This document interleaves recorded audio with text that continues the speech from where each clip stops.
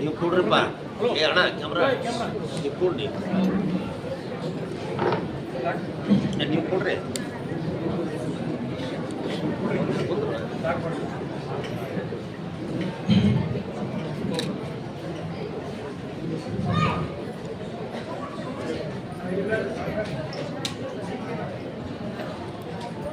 ಇಂದು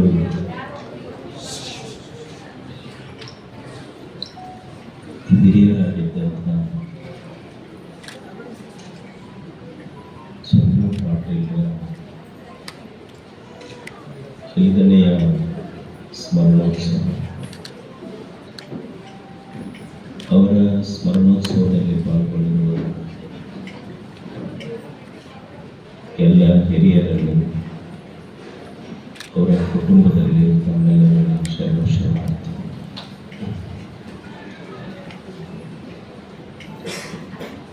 ಇಂದು ಚನ್ನು ಪಾಟೀಲ್ 5ನೇ ವರ್ಷದ ಫೌಂಡೇಶನ್ ಮಾಡಿ 5 ವರ್ಷ, ಅವರು 17 ವರ್ಷ ಅವರ ಸ್ಮರಣೋತ್ಸವ ಮತ್ತು ಫೌಂಡೇಶನ್ನ ಕಾರ್ಯಕ್ರಮ. ಫೌಂಡೇಶನ್ ಮುಖಾಂತರ ಅವರ ತಂದೆಯ ಸ್ಮರಣೆಯನ್ನು ಮಾಡುವ ಕಾರ್ಯಕ್ರಮ. ಸಾಮಾನ್ಯವಾಗಿ ಈ ಭೂಮಿಯ ಮೇಲೆ ಬಹಳಷ್ಟು ಜನ ಹುಟ್ಟುವುದನ್ನು ನಾವು ನೋಡಿದ್ದೇವೆ, ಸಾಯುವುದನ್ನು ಬಹಳಷ್ಟು ಜನ ಹುಟ್ಟುವುದನ್ನು ನಾವು ನೋಡಿದ್ದೇವೆ, ಸಾಯುವುದನ್ನು ನಾವು ನೋಡುತ್ತೇವೆ. ಒಬ್ಬ ವ್ಯಕ್ತಿಯ ಸಾವು ಯಾವಾಗ ಆಗ್ತದೆ, ಒಬ್ಬ ವ್ಯಕ್ತಿ ಯಾವಾಗ ಸಾವನ್ನಪ್ತಾನೆ, ಒಬ್ಬ ವ್ಯಕ್ತಿಯ ಜೀವನದಲ್ಲಿ ಸಾವು ಯಾವಾಗ ಘಟಿಸ್ತದೆ, ನಮ್ಮೆಲ್ಲರ ಕಲ್ಪನೆ ಏನು ಅಂದ್ರೆ, ಒಬ್ಬ ವ್ಯಕ್ತಿ ಯಾವಾಗ ಸಾಯ್ತಾನಂದ್ರೆ ಅವ ಜನರ ಕಣ್ಣಿನಿಂದ ದೂರಾದಾಗ, ಮಣ್ಣಿನಲ್ಲಿ ಮರೆಯಾದಾಗ ಒಬ್ಬ ವ್ಯಕ್ತಿಯ ಸಾವಾಗ್ತೈತಿ ಅಂತ ನಾವು ಹೇಳ್ತೀವಿ. ಅದರ ವಾಸ್ತವದಲ್ಲಿ ಒಬ್ಬ ವ್ಯಕ್ತಿಯ ಸಾವು ಜನರ ಕಣ್ಣಿನಿಂದ ದೂರಾದಾಗ, ಮಣ್ಣಿನಲ್ಲಿ ಮರೆಯಾದಾಗ ಸಾವಾಗುವುದಿಲ್ಲ. ಯಾವಾಗ ಜನರ ಮನದಿಂದ ದೂರ ಆಗುತ್ತಲ್ಲ ಅವಾಗ ವ್ಯಕ್ತಿಯ ಸಾವು. ಕಣ್ಣಿನಿಂದ ದೂರಾದರೂ ಮಣ್ಣಿನಲ್ಲಿ ಮರೆಯಾದರೂ ಸಹಿತ ಅವರ ಕುಟುಂಬ ಮತ್ತು ಅವರ ಅಭಿಮಾನಿಗಳ ಮನದಲ್ಲಿ ಚನ್ನು ಪಾಟೀಲ್ರು ಉಳಿದಿದ್ದಾರೆ ಅನ್ನೋದಕ್ಕೆ ನೀವೆಲ್ಲ ಅವರ ಕಾರ್ಯಕ್ರಮದ ಸಾಕ್ಷಿ. ಮತ್ತು ಈ ಕಾರ್ಯಕ್ರಮ ಬರೀ ಕಾರ್ಯಕ್ರಮವಾಗಿ ಉಳಿಯದೆ ಇಲ್ಲೆಲ್ಲ ವಿದ್ಯಾರ್ಥಿಗಳಿಗೆ ಪ್ರತಿಭಾ ಪುರಸ್ಕಾರದಂಥ ಕಾರ್ಯಕ್ರಮವನ್ನು ಇಲ್ಲಿ ನಡೆಸ್ತಾ ಇದ್ದಾರೆ. ಅಂದರೆ ಒಬ್ಬ ವ್ಯಕ್ತಿಯನ್ನ ಹೇಗೆ ಜೀವಂತವಾಗಿ ಇಡಬಹುದು, ನೆನೆಸಬೇಕಲ್ಲ ಮನುಷ್ಯ. ಜನ್ಮ ಕೊಟ್ಟ ತಂದೆ ತಾಯಿ ಅವರನ್ನು ಸ್ಮರಿಸುವಂಥ ಕೆಲಸ ಆಗಬೇಕು. ಒಂದು ಫೌಂಡೇಶನ್ ಮುಖಾಂತರ ಅವರ ತಂದೆಯವರನ್ನು ನೆನೆಸುವ ಕಾರ್ಯಕ್ರಮ. ಈ ಭೂಮಿಯ ಮೇಲೆ ನಾವು ಎಷ್ಟೋ ಪವಿತ್ರ ಸ್ಥಳಗಳನ್ನು ನಾವು ಹೇಳ್ತೇವೆ. ಒಂದು ಕಾಶಿ, ಕೇದಾರ, ರಾಮೇಶ್ವರ, ಶ್ರೀಶೈಲ, ಗೋಕರ್ಣ, ಎಷ್ಟೋ ಪವಿತ್ರ ಕ್ಷೇತ್ರಗಳನ್ನು ನಾವು ಹೇಳ್ತೇವೆ. ಆದರೆ ಭೂಮಿಯ ಮೇಲಿನ ಎಲ್ಲ ಪವಿತ್ರ ಕ್ಷೇತ್ರಗಳಿಗಿಂತಲೂ ಪವಿತ್ರವಾದ ಕ್ಷೇತ್ರ ಯಾವುದಾದ್ರೂ ಇದ್ದರೆ ಅದು ನಮಗೆ ಜನ್ಮ ಕೊಟ್ಟ ತಂದೆಯ ಹೆಗಲ, ಅವಳ ಮನೆ. ತಂದೆ ಹೆಗಲ, ತಾಯಿ ಮಡಿಲ, ಇವೆರಡಕ್ಕಿಂತ ದೊಡ್ಡ ಪವಿತ್ರ ಕ್ಷೇತ್ರ ಯಾವುದು? ಯಾಕ ತಂದೆ ತಾಯಿ ಜೀವನದೊಳಗೆ ಅಷ್ಟು ದೊಡ್ಡವರಾಗ್ತಾರೆ? ಈಗ ನೀವು ನೋಡಿ, ಹಳ್ಳಿಯ ರೈತರ್ತಾರೆ, ಅವೇನು ದೊಡ್ಡ ಶಾಲೆಯಲ್ಲಿ ಓದಿರುವುದಿಲ್ಲ. ಶಾಲೆ ಶಾಲೆಯಲ್ಲಿ ಓದದ ತಂದೆಗೆ ಎಷ್ಟು ಜ್ಞಾನ ಇರುತ್ತೆ. ಈಗ ಒಂದು ಜಾತ್ರೆ ಕರ್ಕೊಂಡು ಹೋಗಿರ್ತಾನೆ, ಅಮ್ಮ ತಾನೊಂದು ಹರಕರಿಗೆ ಹಾಕ್ಕೊಂಡು ಒಂದು ಹರಕು ಗೋತ್ರ ಹಾಕ್ಕೊಂಡು ಎಷ್ಟು ಗದ್ದಲ ಇರ್ತೈತೆ. ಅಂಥ ಜಾತ್ರೆಯ ಗದ್ದಲದೊಳಗೆ ದೇವರು ಕಾಣೋದಿಲ್ಲ, ತನಗ ಕಾಣ್ತಿರೋದಿಲ್ಲ. ಮಗನಿಗೆ ಹೆಗಲ ಮೇಲೆ ಕುಂದಿರಿಸಿಕೊಂಡು ಕಾಣದ ದೇವರಿಗೆ ತೋರಿಸ್ತೀವಿ. ಇಲ್ಲಿ ಯಾರ ದೇವರಂದ್ರೆ ಕಾಣದ ದೇವರು ಅಥವಾ ದೇವರನ್ನೇ ತೋರಿಸಿದ ತಂದೆ ದೇವರು ಅನ್ನೋದ ಬಹಳ ಮುಖ್ಯ. ಮತ್ತು ತಾಯಿ ಅದಕ್ಕೆ ನೋಡಿ, ಮಕ್ಕಳಿಗೆ ಯಾರೂ ಇರುವುದಿಲ್ಲ, ಒಂದು ಕೋಣೆಯೊಳಗಿರ್ತಾಳೆ. ತನ್ನ ಮಗುವಿಗೆ ಹಾಲು ಕುಡಿಸಬೇಕಾದ್ರೆ ತಾಯಿ ತನ್ನ ಶರ ಹಚ್ಚನೆ ಕುಡಿಸ್ತಾಳೆ, ಯಾರೂ ಇಲ್ಲ ರೋಗಿನೊಳಗೆ. ಆದರೂ ತಾಯಿ ತನ್ನ ಮಗುವಿಗೆ ಶರ ಹಚ್ಚಿ ಹಾಲು ಕುಡಿಸ್ತಾಳೆ. ತಾಯಿ ದೃಷ್ಟಿ ಎಷ್ಟು ದೊಡ್ಡದು ಅಂದ್ರೆ, ನನ್ನ ಮಗುವಿಗೆ ನನ್ನ ದೃಷ್ಟಿನೂ ಆಗಬಾರದು ಅನ್ನೋದು ತಾಯಿಯ ಕರುಣೆ. ಇನ್ನು ತಂದೆ ತಾಯಿ ಈ ಭೂಮಿಯ ಮೇಲಿನ ದೊಡ್ಡ ದೇವರು. ಯಾಕಂದ್ರೆ ಜಗತ್ತನ್ನು ತೋರಿಸಿದವರು, ದೇವರನ್ನು ತೋರಿಸಿದವರು, ಅವರು ಪ್ರಪಂಚ ತೋರಿಸಿದವರು ನಮಗೆ. ಅದಕ್ಕಾಗಿ ತಂದೆ ತಾಯಿ ಅವರ ನೆನಪು ಜೀವನದಲ್ಲಿ ಕಾಣುತ್ತದೆ. ಒಂದು ಘಟನೆ ನಡೀತಂತೆ. ಒಂದು ಕುಟುಂಬದಲ್ಲಿ ಜಗಳ ಆಗ್ತದೆ. ಮನೆಯಾಗ ಜಗಳ ಯಾರು ಆಗ್ತಾವ ಜಾಸ್ತಿ, ಅತ್ತಿ ಸೊಸಿ ಜಗಳ. ಅಲ್ಲಿಂದ ನಾವು ಉಳಿದ ಜಗಳ ಪ್ರಾರಂಭ ಆಗ್ತಾವ ಅಷ್ಟೆ. ಜಗಳ ಆದ್ಮೇಲೆ ಸೊಸಿ ತವ್ರ ಮನೆಗೆ ಹೋಗಿ ಮತ್ತೆ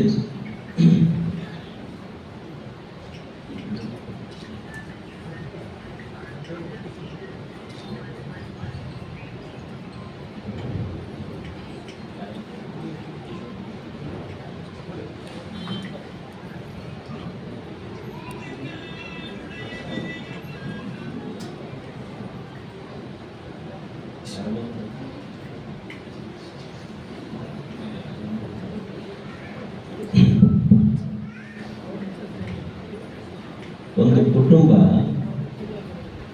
ಅತ್ತೆ ಸೊಸಿ ಜಗಳ. ನಾ ಹೇಳ್ತಾ ಇದ್ದೇನೆ, ಜಗಳ ಶುರುವಾಗದ ಮನೆಯಾಗ ಅಲ್ಲಿಂದಾನೆ ಶುರುವಾಗ್ತದೆ.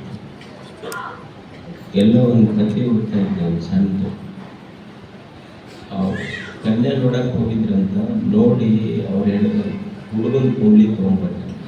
ಅವ್ರು ಹೇಳಿದ್ರಂತ, ಹುಡುಗಂದೇನು ಬೇಡ, ಹುಡುಗಿದ ಅವ್ರು ಹತ್ತಿದ ನೋಡಿಬಿಟ್ರಿ, ಅವ್ರಿಬ್ರದ್ದು ಕೂಡಿಬಿಟ್ರೆ ಮಾಡಿಬಿಡ, ಹುಡುಗಂದೇ ನೋಡಂತ. ಅವರಿಬ್ಬರದು ಮೊದಲು ಕೂಡಬೇಕಾಗೈತೆ. ಪಾಪ ಅದೇನು ಹುಡುಗ ವಸ್ತಿ ಬಸ್ ಬಂದಂಗೆ ರಾತ್ರಿ ಬರ್ತೈತಿ, ಬೆಳಿಗ್ಗೆ ಎದ್ದು ಕೂಡಲಿ ಹೋಗ್ತೈತೆ.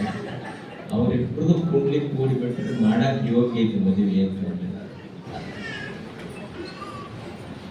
ಜಗಳ ಆದ ಕೂಡಲೇ ಸೊಸಿ ತವ್ರ ಮನೆಗೆ ಹೋಗಿ ಗಂಡಗೆ ಫೋನ್ ಹಚ್ಚೋದು, ನೀನು ಬೇರೆ ಮನೆ ಮಾಡಿದ್ರೆ ನಾ ಬರ್ತೇನೆ.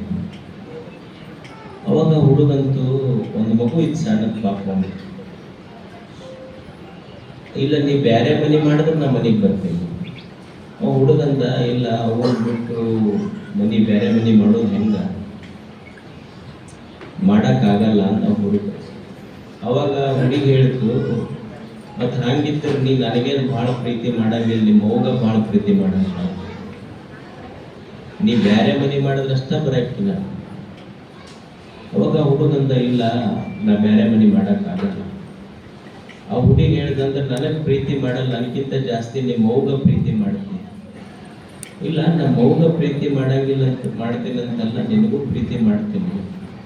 ಮತ್ತು ಹಾಗಿದ್ರೆ ಬೇರೆ ಮನೆ ಯಾಕೆ ಮಾಡಂಗಿಲ್ಲ, ನಿಮ್ಮ ಅವ್ವನ್ನ ಬಿಟ್ಟು ಬೇರೆ ಮನೆ ಮಾಡ್ಬೇಕಾಗಿತ್ತ. ಅವಾಗ ಹುಡುಗ ಹೇಳಿದ, ನಾ ಯಾಕೆ ಬೇರೆ ಮನೆ ಮಾಡಕ್ ಒಲ್ಲೆ ಅಂತಂದ್ರ, ಮುಂದೆ ನನ್ನ ಮಗ ತನ್ನ ತಾಯಿಗೆ ಬಿಟ್ಟು ಬೇರೆ ಮನೆ ಮಾಡೋದು ಕಲಿಬಾರ್ದು, ಅದಕ್ಕೆ ನಾನು ಬೇರೆ ಮನೆ ಮಾಡಂಗಿಲ್ಲ.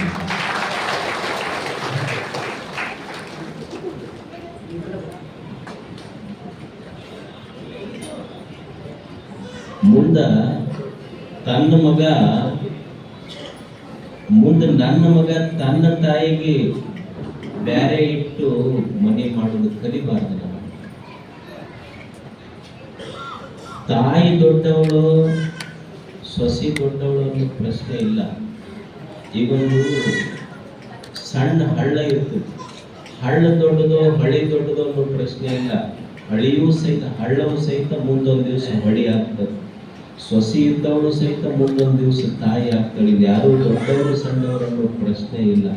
ಆದರೆ ಸೊಸೆಯೇ ಇರಲಿ ಮಗನೇ ಇರಲಿ ಎಲ್ಲರೂ ಮೊದಲು ಜೋಪಾನ ಮಾಡಬೇಕಾಗಿದ್ದು ತಂದೆ ತಾಯಿ ಜೋಪಾನ ಮಾಡಬೇಕು. ಈಗ ನೀವು ನೋಡ್ರಿ, ವ್ಯವಹಾರ ಪ್ರಪಂಚ ಗಂಡ ಹೆಂಡತಿ ಇಬ್ಬರಿದ್ದು ಅವ್ರಿಗೆ 12 ಮಕ್ಕಳಾದ್ರೆ 12 ಮಂದಿಗೂ ಜೋಪಾನ ಮಾಡ್ತಾರವ್ರು. ಈ 12 ಮಂದಿ ಕೂಡಿನೂ ಇಬ್ಬರು ತಂದೆ ತಾಯಿಗೆ ಜೋಪಾನ ಮಾಡೋದು ಕಷ್ಟ ಆಗಿದೆ ಪರಿಸ್ಥಿತಿ. ಇವಾಗ ಆಸ್ತಿ ಎಲ್ಲರೂ ಪಾಲು ಕೇಳ್ತೀವಿ, ತಂದೆ ತಾಯಿಗೆ ಪಾಲು ಯಾರಾದರೂ ಕೇಳಿವೆ ನಾವು. ಅಂದ್ರೆ ಬಹಳ ದೊಡ್ಡದು ಕಲಿಬೇಕಾದದ್ದು ಏನಂದ್ರೆ, ಒಬ್ಬ ಮಗ ನಿಜವಾದ ಮಗ ಯಾವಾಗ ಅನಿಸ್ಕೊಳ್ತಾನಂದ್ರೆ, ಅಪ್ಪ ಮಾಡಿದ ಆಸ್ತಿ ಬೇಕನ್ನೋರು ನಿಜವಾದ ಮಕ್ಕಳಲ್ಲ. ಅಪ್ಪನ ಆಸ್ತಿಗೆ ಹಕ್ಕುದಾರ ಆಗುವುದಕ್ಕಿಂತ ಅಪ್ಪ ಮಾಡಿದ ಆದರ್ಶದ ಕೆಲಸಕ್ಕೆ ಹಕ್ಕುದಾರ ಆಗೋರು ನಿಜವಾದ. ಅಂತ ದೃಷ್ಟಿಯಲ್ಲಿ ಉಮೇಶ್ ಅವರು ಅವರ ತಾಯಿ ಮತ್ತು ಅವರ ತಂದೆ, ಅವರ ತಂದೆಯ ನೆನಪಿಗಾಗಿ ಇದೊಂದು ಒಳ್ಳೆಯ ಕೆಲಸಗಳನ್ನು ಜೊತೆಗೆ ಪ್ರತಿಭಾ ಪುರಸ್ಕಾರದ ಕೆಲಸ ಮಾಡ್ತಾ ಇದ್ದಾರೆ. ನೋಡಿ, ಅವರ ತಂದೆ ಕಣ್ಣೆದುರಿಗೆ ಇರದೇ ಇದ್ದರೂ ಸಹಿತ ಇವತ್ತು 100 ಮಕ್ಕಳಿಗೆ ಅವರ ಪ್ರತಿಭಾ ಪುರಸ್ಕಾರ ಕೊಡ್ತಾರಲ್ಲ, ಅವರ ತಂದೆ ಆ ಮಕ್ಕಳೊಳಗೆ ಜೀವಂತವಾಗಿರ್ತಾರೆ. ಅವರ ಕಲಿಸಿದ ಅಕ್ಷರ ನಮ್ಮ ಶಾಸ್ತ್ರಿಗಳು ಹೇಳಿದ ಹಾಗೆ, ಎಂದೂ ಭೂಮಿಗೆ ಬಿದ್ದ ಬೀಜ, ಓದುವ ಮಕ್ಕಳು ಎದೆಯಾಗಿ ಬಿದ್ದ ಅಕ್ಷರ ಎಂದೂ ವ್ಯರ್ಥ ಆಗುವುದಿಲ್ಲ, ಸದಾ ಕಾರ್ಯಶೀಲವಾಗಿರ್ತದೆ. ಅಂಥ ಒಂದು ಕಾರ್ಯಕ್ರಮ ಅವರ ತಂದೆಯ ನೆನಪಿನಲ್ಲಿ ಮಾಡಿದ್ದಾರೆ. ಇದು ಸದಾ ನಡೀಲಿ.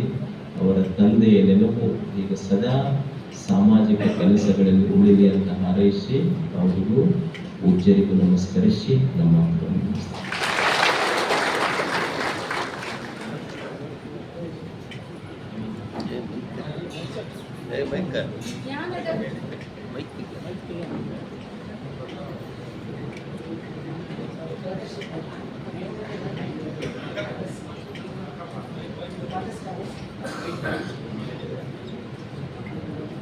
ಜ್ಞಾನದ ಕಡಲು, ಅನುಭವದ ಗಣಿ, ನಿಮ್ಮ ಮಾತುಗಳಿಗೆ ನಮಗೆಲ್ಲ ಪ್ರೇರಣೆ ಅಂತ ಹೇಳ್ತಾ, ಶ್ರೀ ಅಭಿನವ ಅನ್ನದಾನ ಮಹಾಸ್ವಾಮಿಗಳು ನಮಗೆ ತಂದೆ ತಾಯಿಗಳ ಬಗ್ಗೆ ತುಂಬಾ ವಿವರವಾಗಿ ಯಾವ ರೀತಿಯಾಗಿ ನಾವು ತಂದೆ ತಾಯಿಯನ್ನ ನೋಡ್ಕೋಬೇಕು ಅಂತ ತಿಳಿಸಿದ್ದಾರೆ.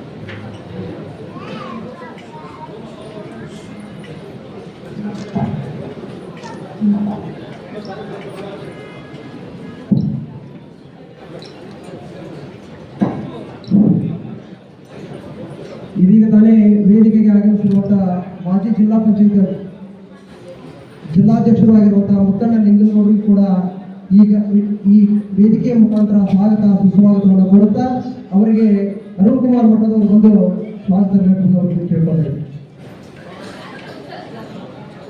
ಅದೇ ರೀತಿಯಾಗಿ ಅದಕ್ಕಿಂತ ಪೂರ್ವದಲ್ಲಿ ಮನರಂಜನಾ ಪ್ರಣವ ಸ್ವರೂಪಿ ಗುರುಗಂಜಿ ಮಠಾಧೀಶರಾಗಿರುವಂತಹ ಗುರುಪಾದ ಸ್ವಾಮಿಗಳು ಕೂಡ ಅವರಿಗೂ ಕೂಡ ಚಂದ್ರು ಪಾಟೀಲ್ ಫೌಂಡೇಶನ್ ಮತ್ತು ಎಲ್ಲ ವೇದಿಕೆಯ ಮುಖಾಂತರ ಪರಮ ಪೂಜರಿಗೆ ಭಕ್ತಿಪೂರ್ವಕ ಸ್ವಾಗತ ಸುಸ್ವಾಗತವನ್ನು ಕೈತಾ ಪರಮ ಪೂಜರಿಗೆ ಚಂದ್ರು ಪಾಟೀಲ್ ಫೌಂಡೇಶನ್ನ ಸಂಸ್ಥಾಪಕ ಅಧ್ಯಕ್ಷರಾಗಿರುವಂತಹ ಉಮೇಶ್ ಚಂದ್ರು ಪಾಟೀಲ್ರು ಭಕ್ತಿಪೂರ್ವಕವಾಗಿ ಮಾಲಾರ್ಪಣೆಯನ್ನು ಕೈಯಿಂದ ಸ್ವಾಗತ ಸುಸ್ವಾಗತ ಕೇಳ್ಕೊಳ್ತಾರೆ. ಪರಮ ಪೂಜ್ಯ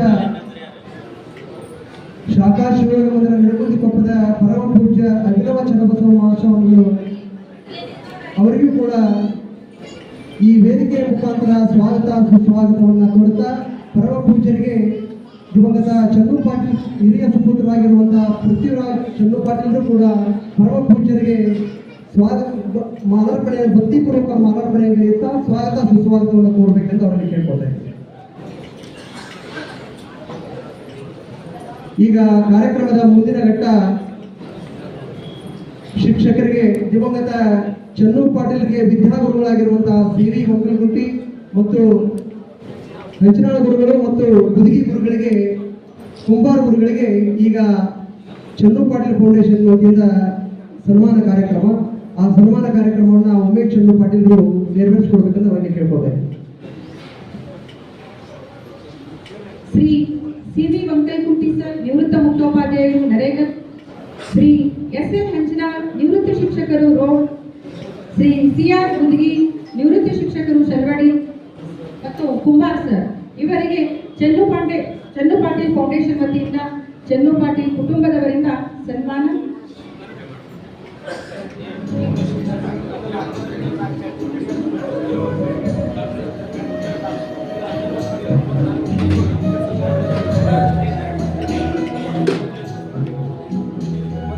ಇದೀಗ ತಾನೇ ಆಗಮಿಸಿದ ರೋಣದ ಬೂದೀಶ್ವರ ಮಠದ ಪರಮ ಪೂಜ್ಯರು ಕೂಡ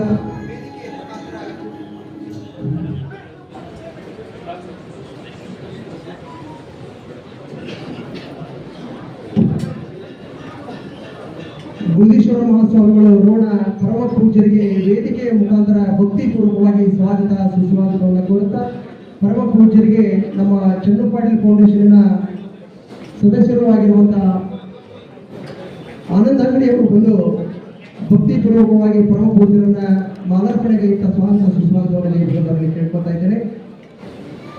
ಇದೀಗ ತಾನೇ ನಿಮ್ಮೆಲ್ಲರನ್ನು ತಮ್ಮ ಆಧ್ಯಾತ್ಮಿಕ ಪ್ರವಚನದ ಮೂಲಕ ಈ ಒಂದು ವೇದಿಕೆಯ ಮೇಲೆ ಬಂದು ನಮ್ಮ ಕಡೆಗೆ ಹೋಗೊಟ್ಟು ಆಗಮಿಸಿದ ಕೊಪ್ಪಳದ ಗವಿಮಠಾಧೀಶರಾಗಿರುವಂತಹ ಪರಮ ಪೂಜ್ಯ ಗವಿಶ್ರೀಗಳಿಗೆ ಚನ್ನು ಪಾಟೀಲ್ ಫೌಂಡೇಶನ್ನ ಎಲ್ಲ ಸದಸ್ಯರ ವತಿಯಿಂದ ವೇದಿಕೆಯ ಮುಖಾಂತರ ಮತ್ತು ಸಮಸ್ತ ಚನ್ನು ಪಾಟೀಲ್ ಅಭಿಮಾನಿಗಳ ಮುಖಾಂತರ ಭಕ್ತಿಪೂರ್ವಕವಾಗಿ ಅವರಿಗೆ ಅಭಿನಂದನೆಗಳನ್ನ ತುಂಬು ಹೃದಯದ ಭಕ್ತಿಪೂರ್ವಕ ಅಭಿನಂದನೆಗಳನ್ನು ಸಲ್ಲಿಸುತ್ತಾ, ಇನ್ನು ಕಾರ್ಯಕ್ರಮದ ಮುಂದಿನ ಘಟ್ಟ ದಿವಂಗತ ಚನ್ನು ಪಾಟೀಲರು ಇದೇ ನಮ್ಮ ಸೂಡಿ ಗ್ರಾಮದಲ್ಲಿ, ಅವರ ಊರು ಇಲ್ಲೇ ಹಿರೇಹಳಗುಂಡಿ. ಸೂಡಿ ಗ್ರಾಮದಿಂದ ಸುಮಾರು ಕಿಲೋಮೀಟರ್ ಅಲ್ಲಿ ಇರುವಂತಹ ಒಂದು ಪುಟ್ಟ ಹಳ್ಳಿ.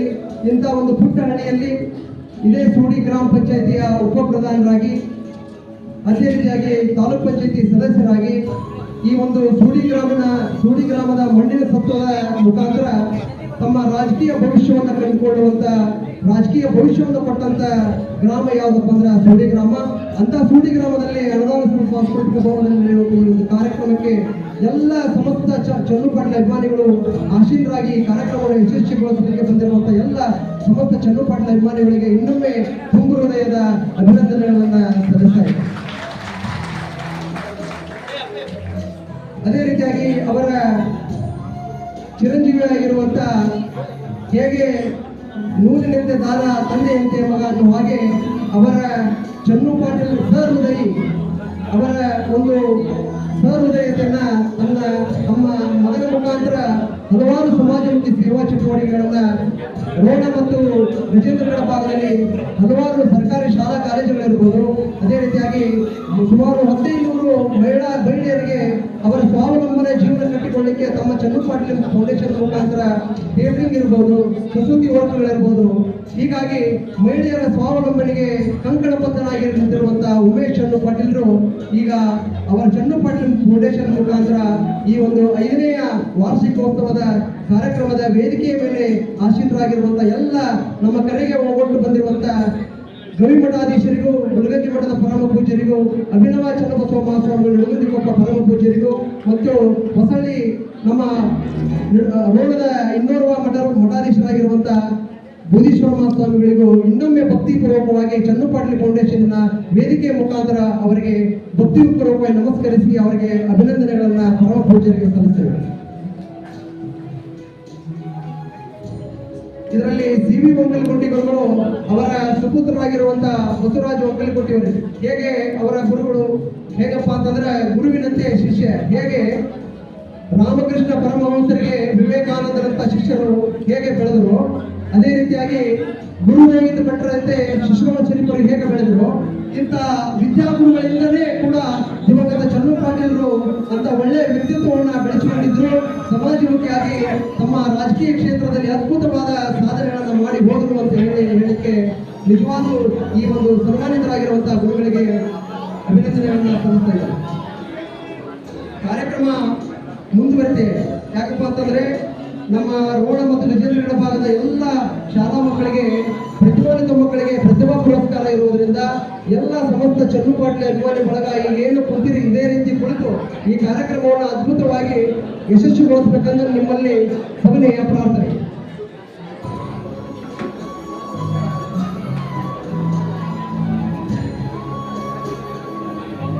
ಅಭಿನವ ಗವಿಸಿದ್ದೇಶ್ವರ ಮಹಾಸ್ವಾಮಿಗಳು ಅಪ್ಪಣೆಯ ಮೇರೆಗೆ ಇದೀಗ ತಾನೇ ಅವರು ನಿರ್ಗಮಿಸಿದರು. ಅವರ ಅಪ್ಪಣೆಯ ಮೇರೆಗೆ ಅವರ